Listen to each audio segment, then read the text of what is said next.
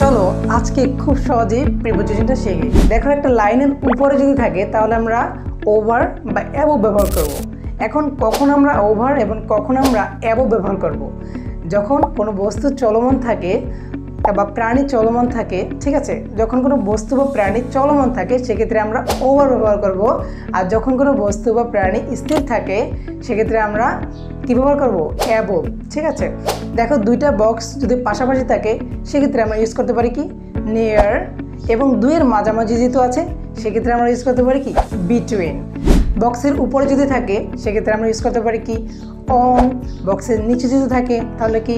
Down. বক্সের উপরে যদি আবার থাকে আমরা আরেকটা ইউজ করতে পারি আপ। দেখো বক্সের পাশে যদি একটা বল থাকে তাহলে আমরা বলতে পারি কি? বিসাইড। কি বলতে পারি? বিসাইড। বক্সের ভিতর বোঝালে ইন। পুরো বক্সটা বেষ্টনী দিয়ে আটকানো যদি থাকে সেক্ষেত্রে আমরা ভিতরটাকে বলতে পারি ইনসাইড। এবং পুরো বক্সটা যদি আটকানো থাকে তার বাইরের সাইডটাকে আমরা বলতে পারি আউটসাইড। ধরো বক্সটার উপরের পাটটা খোলা, ভিতরে একটা বল রাখলাম, সেটাকে বলে ইন। আবার ধরো একটা বল উপরে দিয়ে রাখলাম, নিচ থেকে পড়ে গেল, সেটাকে বলে ইনটু। বক্সের উপরকে আমরা বলতে পারি আপ, বক্সের নিচের অংশ বলতে পারি ডাউন। এবং দেখো একটা বক্সের নিচে আছে একটা বল, তাহলে বলতে পারি কি? আন্ডার, ব্লো, এগুলো বলতে পারি। ঠিক আছে, এই তো 1 মিনিটে শেখা হয়ে গেল প্রিপোজিশন।